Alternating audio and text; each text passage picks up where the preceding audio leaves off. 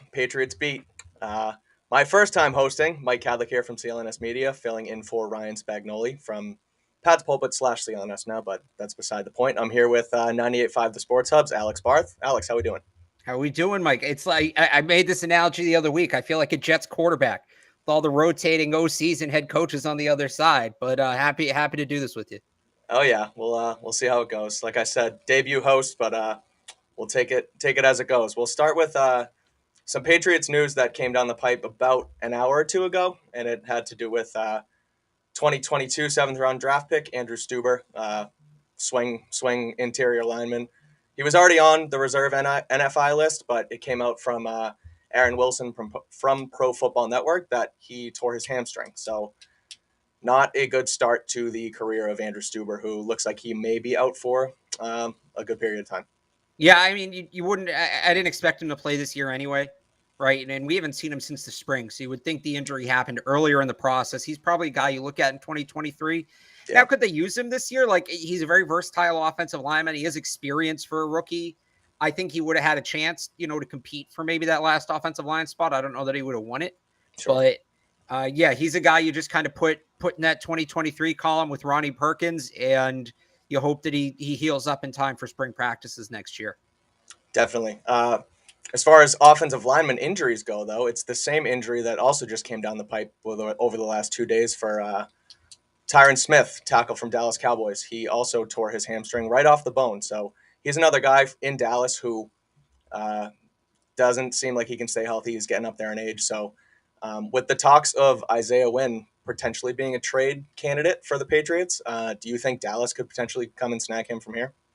Yeah, it's definitely an interesting one. I think he's a fit there, right? They would move him back to the left side, which is probably something that he wants. And it might be something, if he knows it's a possibility, that he pushes for, right? Because, again, he's in a contract year. Left tackles make a lot more than right tackles. They just do. So he wants to get back on that side. Now, and then I'll pull up here real quick, Dallas's draft pick ownership. I'm not sure what they own. And I'm not sure. Sorry, I'm trying to type at the same time. Not owners, ownership. I'm not, and it's not even going to give it. Let's just assume they have picks, right? Sure. Dallas has kind of come up a couple times now. When Nelson Aguilar's name was rumored, he seemed like a fit, and they could certainly use another receiver. Now, I don't think the Patriots are going to move a receiver at this point. I thought there maybe was a window where that could happen. I think that time's passed. Sure. But that's a team, I mean, they should compete this year. They've got a good young quarterback. They've got a good roster. They might give up, a little bit more than they should to get a guy like Isaiah Wynn, because you got to keep Dak upright, right? So they totally seem like if the Patriots are going to move Isaiah Wynn, that's a team that totally makes sense as a trade partner for them. Now, do you feel like, and I heard you and Evan talking about it on your podcast on 98.5 yesterday. Which, by the way, Evan and I did record a podcast together. You can check it out now, 98.5thesportshub.com. For everyone who wants Evan back in this box instead of me here, go check that out, like Alex said on 98.5. But don't wave the flag and red flag in front of the holes like that, Mike. Come on. You guys touched on the fact that there's not many NFL ready players on this roster to just start trading guys away without getting anybody back. So it's like, do you think anyone from Dallas is a fit, or do you think it just feels like a draft pick trade? It probably would be a draft pick. I'm trying to think off the top of my head of who Dallas has. If the Patriots are going to make a move, like a player-for-player move like that, right? I think you're probably looking at a corner, an interior offensive lineman, maybe a running back if they're not super happy with where either the rookies are right now. Fair. I'm looking at their roster. I don't think they have tremendous cornerback depth. If they really loved Isaiah Wynn, or maybe if the Patriots were willing to throw in a pick, they could do something like that. Tight end's another spot. They're not tremendously depth there. I don't think they're going to move an offensive lineman, even though they do have some depth. It's kind of, you lose your starting left tackle. I think all of a sudden that gets in the back of your head, right? So exactly. Then you lose that swing tackle flexibility they're going to have with the other two, Kajust and Haran. Right. Well, no. So like I'm like, I think a player for player trade with Isaiah Wynn certainly makes sense. I just don't know that the player, and look, maybe there's just a prospect they like at another position, and they see this as their chance to get that player. right? Sure. So they don't necessarily have to fill a need in that trade. I think that wouldn't be the best idea, but I wouldn't rule it out either, right? They didn't necessarily need a corner last year at the end of camp, and they went out and they traded for Shaun Wade. Right. But I think they would need a player for player trade makes sense. I just think the player you're looking for them to get back isn't necessarily on the Cowboys roster. The Cowboys also are a win now team. They probably want to move a pick. Fair. Well, you touched on running back and sort of getting into Pat's Raiders Day 3 recap, which we'll get into right now. It was the last Pats training camp of the offseason, the last fully open practice to the media. You guys and myself will only now be permitted to watch shorter portions of practice kind of before they get into their real stuff. But starting off with Day 3, just an attendance recap. Tyquan Thornton, Kristen Wilkerson, Harvey Lange. Obviously, we know those guys didn't practice. Shaun Wade was limited. But another injury to keep an eye on, like I said, tying this back to running backs. Damian Harris left practice and didn't return. Anything on that? What do you think? Where do you think they're at with their running back room after a potential Harris injury? Yeah, that's an interesting one just because players were leaving practice and coming back throughout, right, with the heat. So right. I almost feel like the fact we haven't heard anything is a good thing.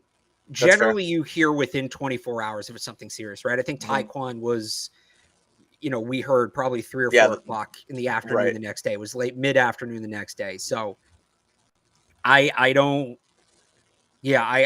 think that's something, and it could be. I don't know. I have no inside information, but that's not something I'm entirely worried about. The only difference I noticed with those, coming in and out was that Aguilar and Wynn left, and then they actually came back to the sideline and they stood around at least, and Harris didn't. But I don't know, something to keep an eye on. No, that's definitely a good point. But again, I think if it was something serious, like I was more worried about it yesterday than I am now. The fact we haven't heard anything, and it's not like they had to stop practice. It doesn't sound like, they had to carry him off or anything. So it might just been a more severe case or something like that. Sure. Well, heading into the offense, we'll start with the offense. Definitely a rebound day from this offense on Wednesday compared to Tuesday. Andrew Callahan from the Boston Herald, I keep going back to this quote. He called it the most troublesome offensive practice of the summer, which is definitely saying something for Tuesday. You're talking about? Yes, for Tuesday, and they rebounded off of that, is what I'm saying. It looks like the offense, got it going on Wednesday. Yeah, they certainly did a little bit later in practice, and the telling thing for me is that when they got it going, right, it was with tempo, not necessarily full on no huddle, but just sort of moving the pace of things. And Mac even talked about when you get in practice, it sort of speeds up a little bit, and that helps them. This was something last year, really going back to the Cam Newton year, honestly, where when they were in hurry up, they were at their best. And we were kind of sitting here asking, well, why aren't they running it more? They're really only running hurry up when they have to instead of, and they did it sometimes for the scripted drives, but they didn't really do it a ton outside of that. So I wonder if that's going to be another thing this year where they are better in hurry up. And by the way, given their personnel, it does sort of make some sense they'd be better in hurry up, right?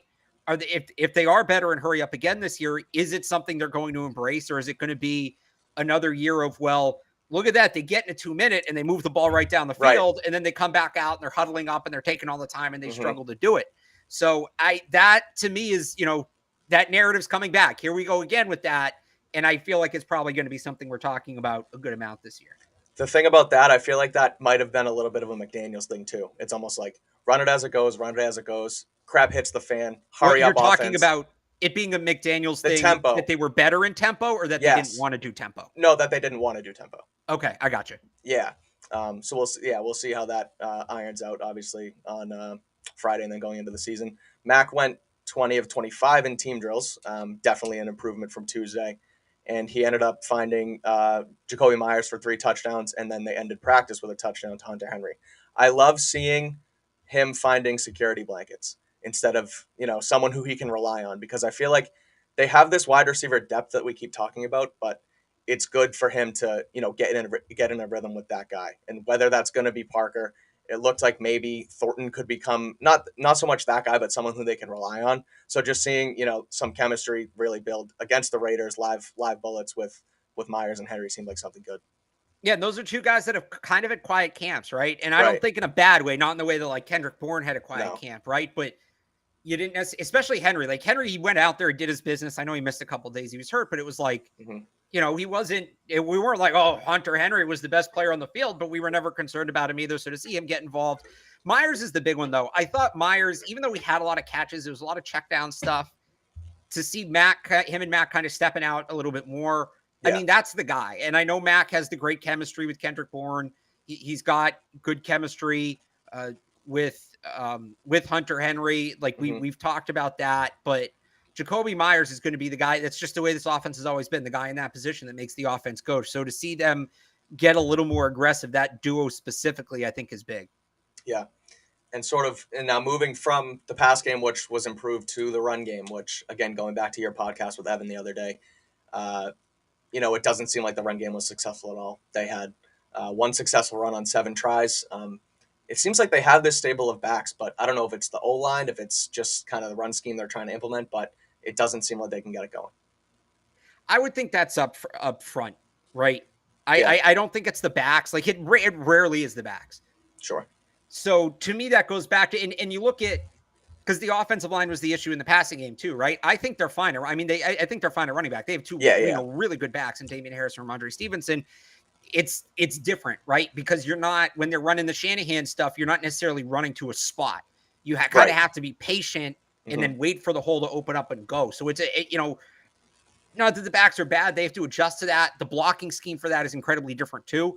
Right. I'm not surprised they're having trouble running the ball in camp. I'm surprised they're having as much trouble as they are, or it shouldn't be this ugly necessarily. Right. And it should be improving a little bit too. And it doesn't seem like they're getting it. That's the other thing. Yeah. And that's kind of been the theme of this podcast throughout camp has been, it's not, people are freaking out. Why are you so worried about them being bad? It's just training camp. It's just August. It's not that they're bad. It's that we haven't necessarily seen the progress. And we started to the last couple of days here. But you're right. You want to see that offensive line maybe get it going a little bit. In the run game, I think that will fix a lot. And another, kind of building off the O-line, another nugget from camp on Wednesday was Max Crosby was all over Mac Jones. And they're going to have Max Crosby, and they're going to have Chandler Jones on the other side of that offensive line. Now, granted, they're not going to face a front like Oakland, like Vegas every week. But I still say San Diego. Yeah. I want to ask you what you think. What's the solution here for this offensive line at the end of the day? Well, I think what's important to remember, right, is you're not necessarily scheming for these guys.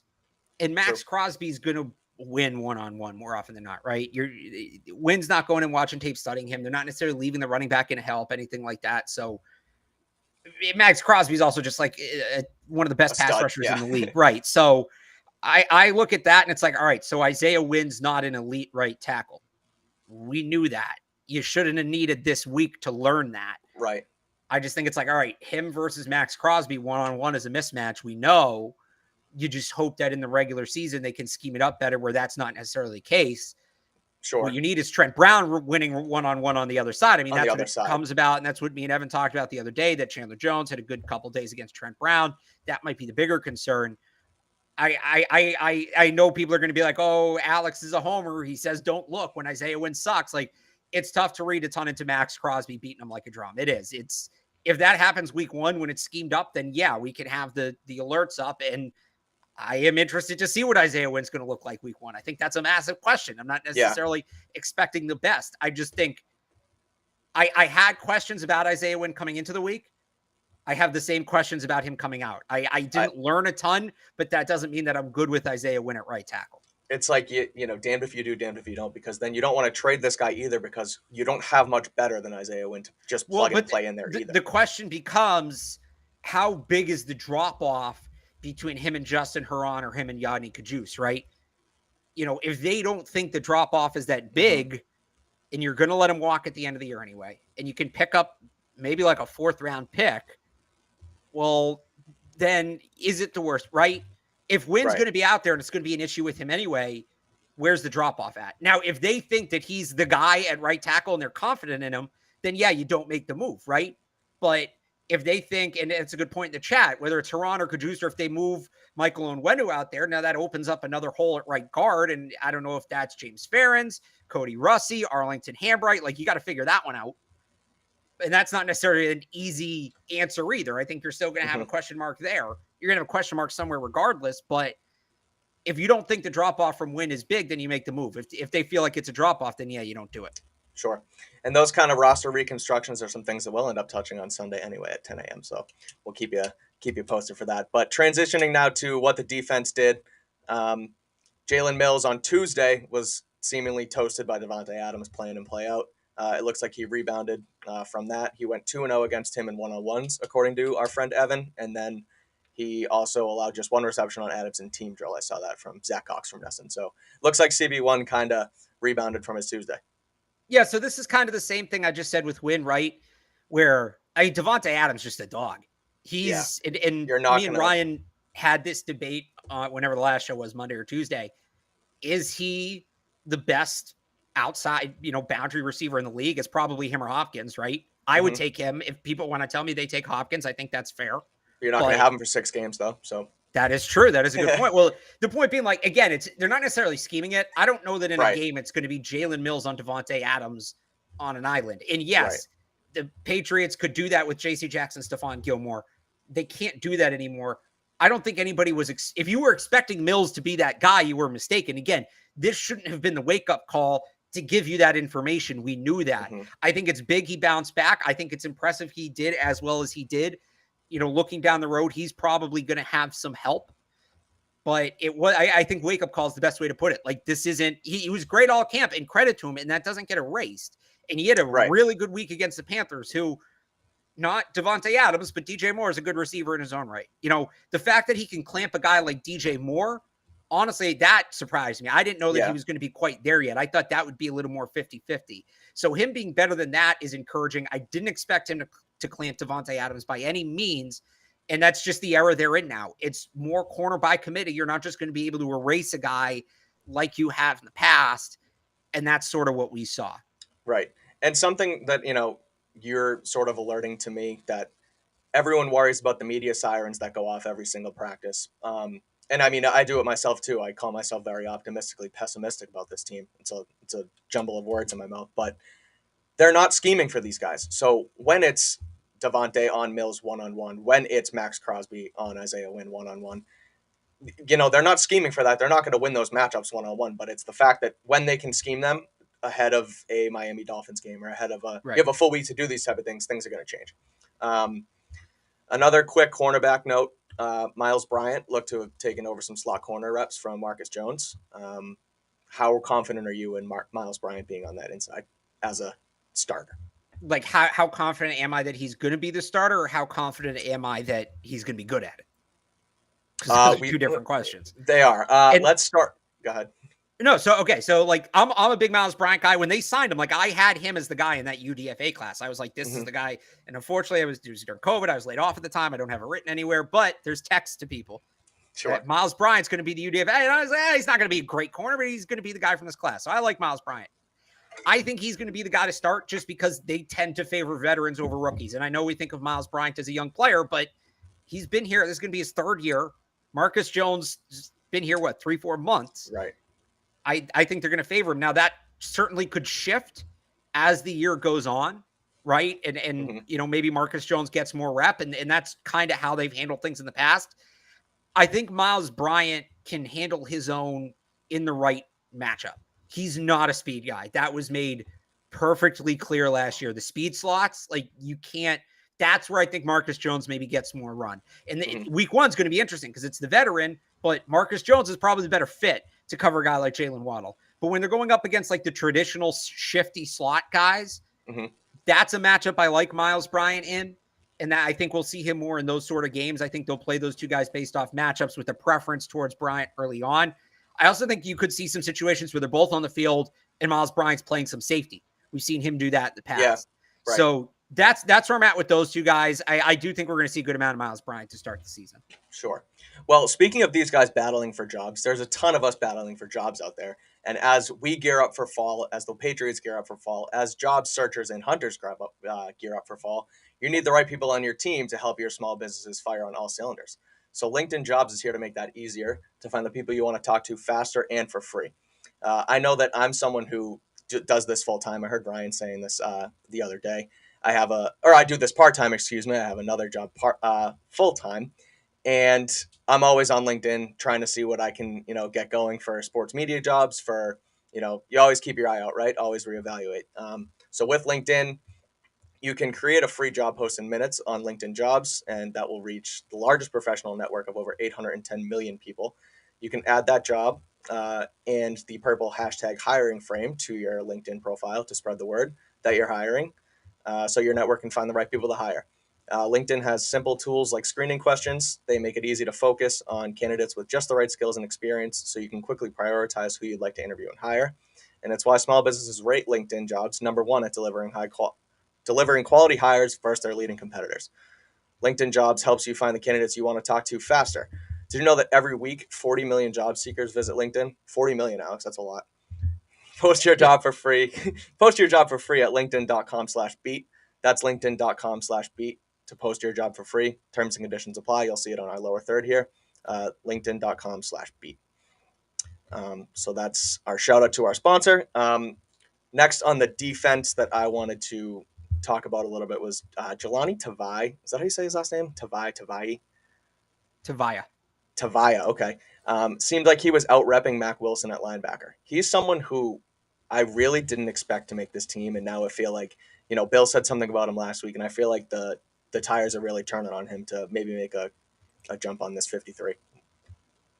Yeah. No, I mean, it's funny to me, and I said this on the show the other day, right? They never tell us anything. The Patriots never tell us anything, and we're left guessing. And then Bill comes out and says, Jelani Tavai is going to be a big part of what we're going to do, and we all just ignore it. Like, if that was any other player, like if he came out and was like Marcus Jones, because we were just talking about him, if he came out and said Marcus Jones is going to be a big part of what we're going to do, we'd all be like, oh my God, like this is great. They have a rookie. They're going to keep involved. Yeah. Right? It's all he says about Jelani Tavai, and we're like, that can't be true. Yeah. Just forget about that. That's not important. So, no, it does seem like he's going to be a big part of what they do. I mean, it makes sense in terms, from their point of view. Like, you can see it, right?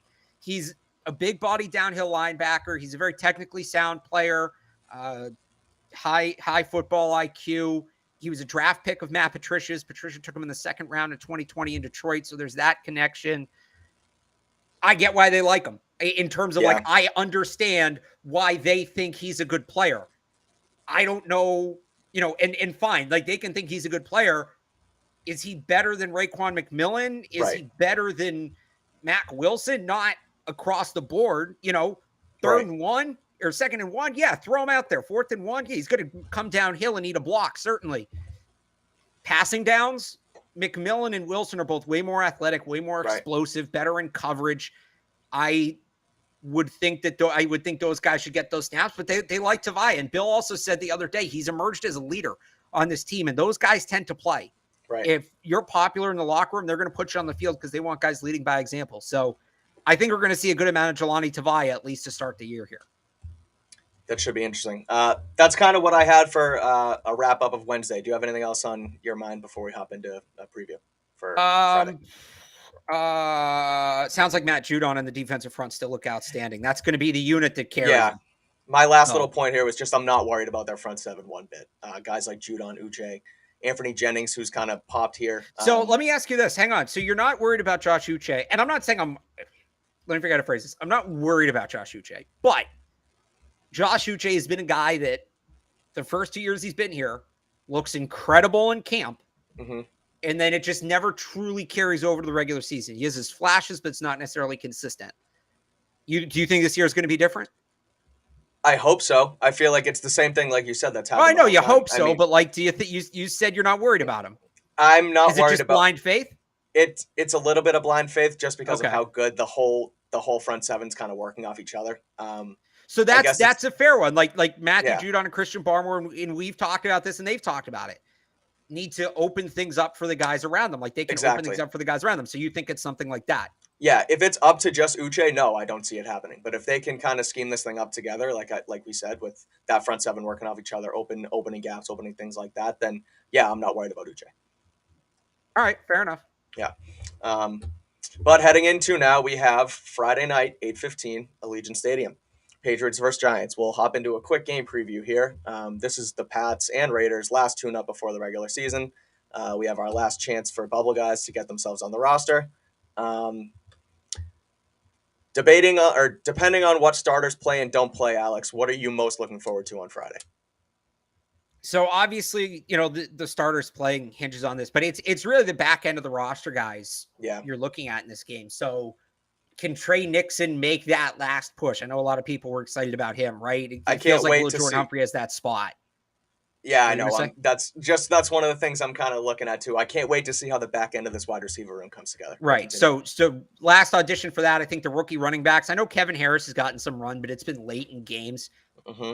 If they don't play Stevenson or Harris because he got hurt, and then if like Stevenson or Montgomery take it light, it's going to be those two guys and JJ Taylor.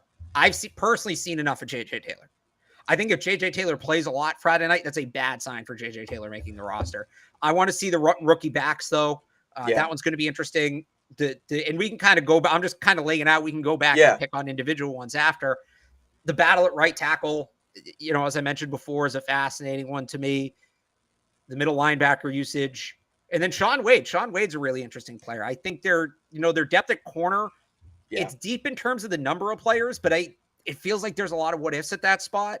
Totally. And when that's the case, I almost feel like the more the better, because you're just playing the odds at that point. Right. So I think I had Shaun Wade on, and then he made those 2 special teams blunders last week, and I think that would be enough to swing it. But I don't think he also looked like he looked good at corner. Yeah, so that's the thing. Like, I don't have it, but what's he going to be playing more, corner or special teams? Like, that's how they look at it. When I say have him off, I mean, like, if they had to make the decision today, I think he's off, right? Yeah. But I don't think he's totally done. I think he can play his way back on. So that's a lot of what I'm interested to see. Oh, and I'd love to see Marcus Jones return a punt. He kind of did, but not like openly, right? Right. I want to see him really get in the open field, return a punt. Yeah. One of the things that you just said, that whole JJ Taylor thing, I just thought he looked so fast last Friday when he got the ball. I know you say you're sick of him, but like, I just feel like he's so much more dynamic of a runner than Kevin Harris can be. Kevin Harris scored that touchdown the first week, but he averaged like 1.5 yards a carry. I don't know. I feel like Kevin Harris is so much more expendable than JJ right now, because JJ also returns punts and kicks. Yeah, here's the thing. So JJ Taylor, I believe, is in the last year of his contract, right? Mm-hmm. And whichever guy doesn't make the team of those two that we're talking about here is going to the practice squad, you would think.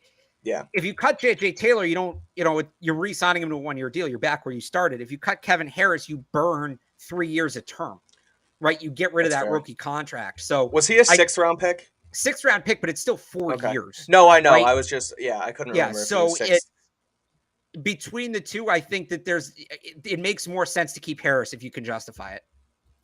That's fair. You think it's between those two guys anyway, right? You think it's Stevenson, Harris, Montgomery. Our locks. Pierre Strong, I think he's in there as a lock right now. I don't see him coming off, especially like you say, as a fourth round pick. The only thing with him, because he's working his way back from injury, he could be a guy that, maybe gets an IR placement, like he's on and off or something like that. Right. I could see them giving him some time. Yeah. Well, let's talk about that back end of the wide receiver room again, because that's what I'm excited for. I think, and I'm fired up to see Lil Jordan Humphrey get some action again. He leads them in receptions with 11 this preseason. He's 2nd in yards, I think, just behind Nixon. He made that unreal special teams play last Friday. I don't want to say the word lock because it's crazy as your 6th receiver, but what does he have to do on Friday to not make this team? Not screw up. I think I don't want to say he's a lock, but I think he's a guy that not all 53 guys are locks until the roster's done, right? Like that's just, I think he's on right now. I don't think that I agree. Again, if he comes out and he drops a couple passes and bad special teams play, like that can change. But especially with the Tyquan Thornton injury, where they're going to want that depth, he's not getting through waivers. He's not. He's an NFL player, and this shouldn't be a surprise to people. He was on the Saints for 3 years. Yeah. After being signed as a UDFA, I mean, he's been in the league, right? Right. So I don't think he goes unclaimed. The only reason, and let's remember too, and I'll point this out, the only reason the Saints didn't re-sign him, they tried to re-sign him back in March, and he failed his physical. So it's not like they didn't want him back. He just had to get healthy, and he did. Now he is. They're not getting him through waivers. So if he's going to make the team, they have to keep him. I think with the Tyquan Thornton injury, with Devontae Parker's injury history, which isn't as bad as people make it out to be, but it's still notable. No, but it's there. It's a thing. Right. Yeah. So the weird thing with him, let me just say this real quick. He's only played a full season once, but he's never played less than 10 games. So you're only going to need a couple games, right? That's Lil Jordan Humphrey, perfect. 2 or 3 games in that role, perfect. But if they're going to keep him, they have to keep him. He's not somebody you can cut and bring back. Yeah. So I think he ends up making the team. Yeah, me too. Yeah, somebody brought up in the chat, I mean, if I'm the Packers, I'm all over that. If I'm the Packers, I might call on him. I might see if I Oh can yeah, move a pick for him. Like, yeah, he'd be such a good fit, but I think the Patriots want to keep him. yeah. Um, okay, this is my own gripe. It's not really a story, not a gripe, but this is kind of my thing that I'm very interested to see. I've been interested in it all camp. It's Okay. backup quarterback. All right. Is Brian Hoyer at all expendable? I understand cutting him increases their cap number, but at that point, you're going to be playing roster management more than cap management because they have some space to work with. If Bailey Zappi, and I'm being serious, I know it sounds headliney. If Bailey Zappi continues to play decent football, can they keep two quarterbacks and get Hoyer out of here? No, because so one, they don't necessarily have a ton of cap space to play with. I would disagree with that assessment. Okay, And his contract is much tougher to cut this year than it was last year. Like, he got guaranteed money. It's a 2-year deal, all of that. The sure, other thing is Bailey. So the competition is really like, I would agree. There's a competition for who dresses on game day behind Mac. sure, Totally valid, question there. But what Hoyer does for both guys, Mac and Zappi, off the field, in the film room, in the classroom, just helping them navigate being NFL players. And Mac talked about last year how that right. relationship was maybe as important as any that he had in the building. You can't move on Don't from get that rid of it. guy. You can't. He's too All right, valuable. He's too valuable for the incentives. So, or the intangibles. Sorry. I would be pretty surprised if they cut Brian Hoyer. I would consider that a surprise cut. that's fair. That's why it's my own thing. But I there's been bonehead plays from Bailey Zappi, but I feel like he can do it. And like you said, the competition for the backup job is there, but with how cerebral, I know Mac Jones makes mistakes, but with how cerebral he already has been, with their changing a little bit of the offensive scheme they're running, I wonder how important Hoyer is. I know he teaches you how to play NFL quarterback. I get all that. He's been around. He's been behind Brady. But when it comes down to these special teams these special teams roster spots that they look for, what's more expendable? You're a third quarterback who Right, but I don't here's know. the thing. And like, I think 3 or 4 years ago, like pre the COVID roster rules, it's Mhm. it's much more of a 50-50 argument. But Right. so you're talking about a guy like Demarcus Mitchell, right? Who's Yes. going to come in, right? They can get to. I feel pretty good that they can get Demarcus Mitchell to the practice squad. If they can't, they're going to get a Demarcus Mitchell type of player Type. that Yeah. somebody else is trying to get to their practice squad. I look at Mhm. some of the guys that they faced in joint practices: Aaron Mosby in Carolina, Isaiah Polamau out of, you must know him. You're a USC guy. Isaiah Polamau Oh yeah. out of USC, the safety Yeah. who's with the Raiders, who by all accounts out there has had a good camp, right? Yeah. They're going to be able to get one of those guys onto the practice squad, and then they can elevate those guys. So you don't necessarily need to give that guy a roster spot. Not all of them. Matthew Slater deserves a roster spot. Cody Davis Right. deserves a roster spot, right? But Brendan I, Schooler. so again, does he deserve a roster spot? Has he played well enough to earn one? Yes. But that's true of more than 53 people. I And you can know. only keep 53 guys. So this is kind of when I did my projection, which you can find on 985thesportshub.com. Granted, I did it before the joint practices, so some things might have Right. changed. But to me, it came down to Humphrey or Schooler for the last spot. That Mhm. was me putting it together. That was the Mhm. 53rd player. And what broke my decision was, well, I think they can get Schooler to the practice squad.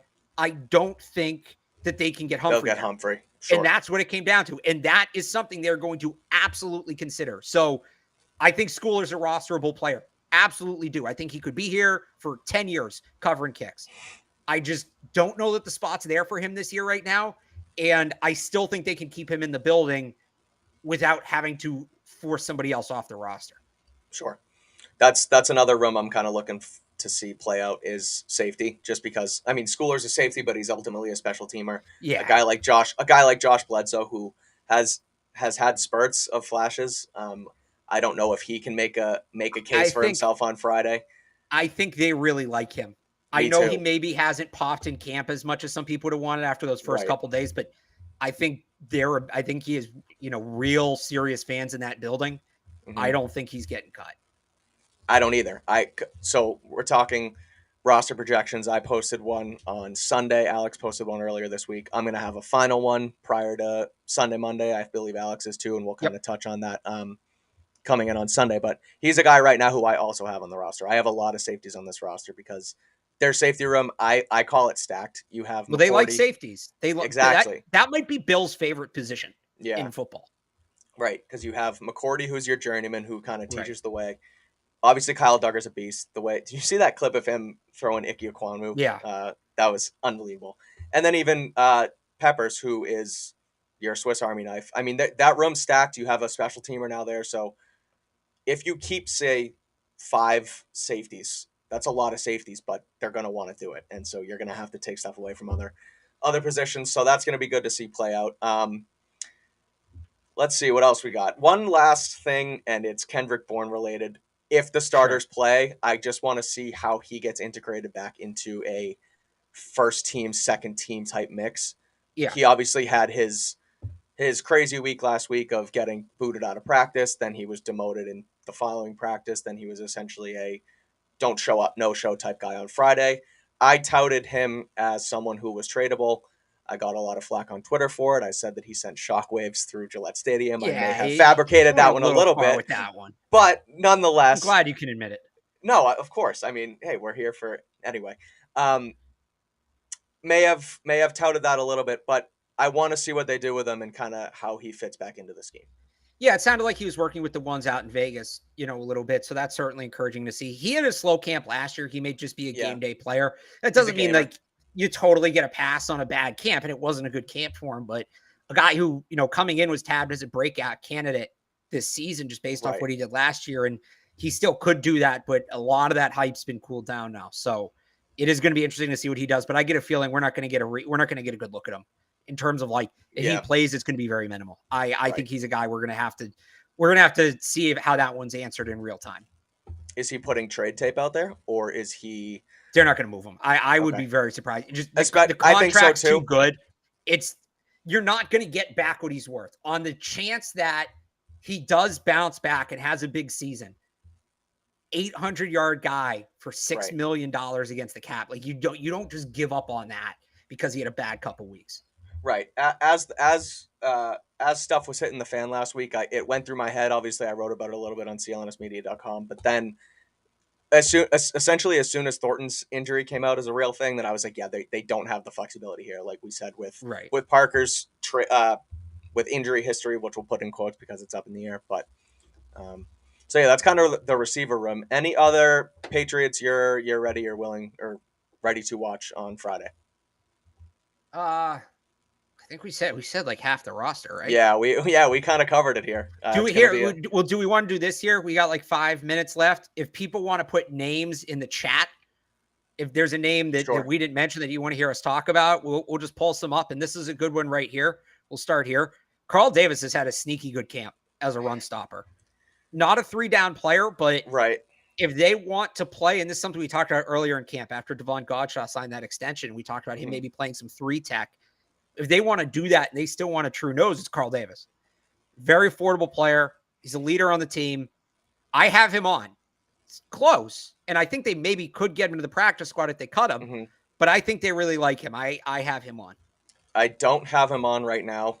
I'm trying to pull up kind of where I had the D-line at. I had LeBron Ray on my last I had LeBron Ray too. The thing is, okay. Did you also keep Sam Roberts? I did not. Okay. That's what it was.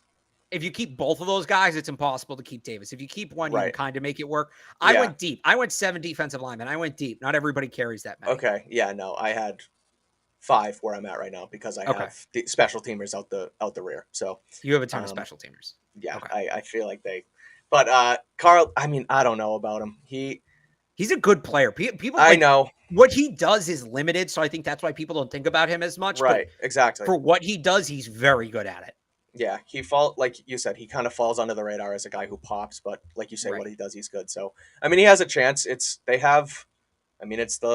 last chance on Friday. So I don't know. We'll see how he kind of shakes out here. Yeah. Anyone else? So we just kind of touched on LeBron Ray. I have LeBron Ray on. He should make the team. He's an NFL player. Again, if you're not familiar, LeBron Ray is like a probably top 60 draft pick who was hurt his entire career at Alabama. The talent's there. It's just a matter of him staying healthy. I have him on. You touted him throughout.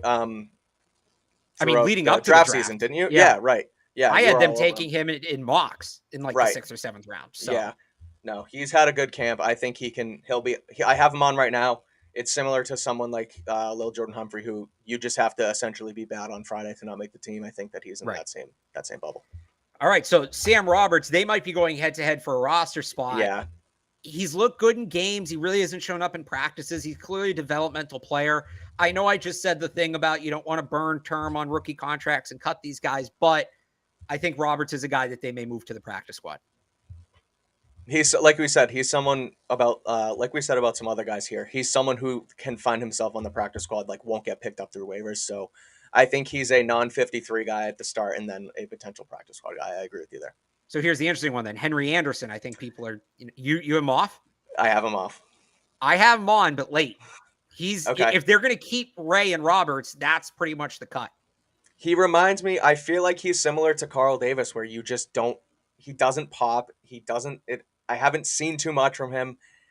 And yeah, he hasn't really played much, which would make you think he's going to get on there easily. But and I'm kind of going back and forth with position groups here, but someone like Terrence Mitchell, who we haven't seen either, I don't think he's necessarily a lock. Like I put him and Henry Anderson in the same category. Okay. The difference to me between Anderson and Davis is Davis has a carrying trait. He's a very good run stopper. Anderson's good across the board, but he's not necessarily great at any one thing. Yeah. We already discussed Demarcus Mitchell. I forget. Did you have him on or off? I don't have him on. I have him off. Definitely a practice squad candidate. Yeah. I had Chasen Hines off. The slow start hurt him. He could be an IR guy. He could be a practice squad guy. Yeah, I have him off too. You have him off. We talked about Sean Wade earlier in the show. I'm as my 55th player right now. The special teams issues last week could hurt him, but he's a guy for me right now. I have him on. You have him on. Interesting. Yeah. Okay. I have him just off, but I don't think he's off. Sure. You just mentioned Terrence Mitchell. You don't think he's safe. I think he's safe because that room is young without him. There is not a ton of experience in that room. Right. It's a room that even when Butler and Jawan Williams went to IR, it still didn't iron anything out really because I didn't have them going to be there anyway. I have Mitchell on right now. I think he's close to cemented, but depending on what we see from younger guys on Friday, I think they could push him off. So here's an interesting one. Tristan Vizcaino. No, he's not making the team. He's not. Nick Folk's been excellent. But here's why it's interesting. The Jaguars just cut their only kicker. They don't have one on the roster. Who was their kicker? I can't remember. Okay. There's a couple teams that either don't have kickers or don't have real established NFL kickers on their roster. Right. Could you flip Tristan Vizcaino for a 7th round pick? Maybe. I don't put it past Bill at all. No, I don't either. That's it. He's in it. I wonder if they give him, and look, Nick Folk's older. They're generally careful about his usage, right? Right. Tristan Vizcaino showcase game Friday night. Maybe. He's going to get his reps. Yeah. Jake Bailey's looked outstanding since the spring. He was hurt last year. He's good to go. Yeah, he's fine. Put him on ice. He's ready. Mm-hmm. I think, let's hear, is there anybody else we haven't touched on? Mac Jones, Ryan, or not Ryan, geez, Mike. We really haven't talked a ton about Mac Jones this summer. The offense has struggled around him. It hasn't necessarily been him. Right. You'd think second-year quarterback would get a ton of attention. As training camp comes to a close, I can't believe we didn't do this. Like, where are we at with Mac Jones here? His first, remember, this was his first full NFL camp as a starter. At this time last year, he was still the backup. Mm-hmm. I'm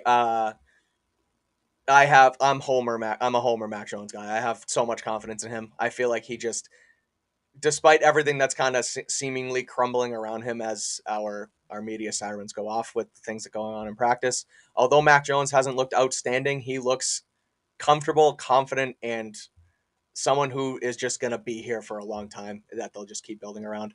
I have no gripes with Mac Jones. Obviously he's going to make the team. I know that we're in this, we're in our kind of roster talk right now. No, this is a different thing. We're just closing it with some I'm fine with Mac Jones. I got no issues with Mac Jones. What about you? Where are you on Mac Jones in his camp? I think he's done what he needs to do to get better. The footwork's better. The mechanics are better. I don't know that it's like above and beyond whoa, but he's definitely better. No, but it's improved. Right. Right. He's made the jump you would expect him to make. You would want him to make. Now it's a matter of, can the rest of the offense around him reach that level, and can they be better as a unit? So. Right. And that's what we'll see going into Miami is going to be a big test. One last thing I guess we can touch on. It's a little more little more off football topic, but the UFC visit that the Patriots took yesterday. We have a nice Yeah. Bill Belichick meme coming in with the Dana White giving him the belt. What'd you think? What'd you think of their visit to UFC HQ? Well, so I mean, it begs the question. And Bill with his hands up holding the belt, right? That's going to be added to the list of all time Belichick memes. Oh yeah, right. yep. Yeah, UFC Bill Belichick will also probably be a pretty popular Halloween costume. But Oh yeah. so it begs the question: what is the best Bill Belichick meme or GIF or GIF or whatever? My classic is the go-to orange juice sipping at the coaches' meetings. Okay. I think that's a you can use that in a bunch of settings. What about you? Where are you at on I best like one? the walking out of the tunnel in Detroit. That's my personal favorite because I Oh, get it. okay, fair. I I will tweet that post it. every single time someone gets cut. Yeah, I will post it for I only use it for non-Patriots related things. Like I use it for other sports. I use it when it's a guy the Sure. Patriots clearly aren't going to Yeah. get, and it bugs the hell out of people. I think it's hilarious. Yeah, So it's a good gif. Yeah, that's a good gif. Still photo is the OJ to the mouth. okay. So, I don't know. Something Dana White related. He came out and breaking some Brady Gronk news last week, saying that there was potential for them to be in Vegas. And we also got an answer to Brady saying, "You're sticking with that MFer." Looks like it was Derek Carr. Do you think there's any real legs to that? I feel like we've said we've gotten an answer to that question like 10 times though. Yeah, we Like talked about Fitzpatrick and Tua now with it was the Dolphins Garoppolo, it thing. was Garoppolo. Tannehill, it was Yeah. Fitzpatrick. Like I don't know. The whole Brady he left. I get it. He left. He wanted to play somewhere else. At that point, it's just I'm rich sick people of the doing rich drama people too. things. It's Yeah. not football. I have no interest in it. Okay. Well, fair enough. Alex, thank you for integrating me into the Patriots beat hosting seat. We will do this Not done again. yet. Me and Alex will do this again on Sunday morning. We're going to break down Friday's game. We'll give our final roster sort of projections ahead of Monday's cutdown day. So that's it for that today. Guys, thank you for tuning in. For Alex Barth from 98.5, I'm Mike Kadlick from CLNS Media. Thank you all for watching.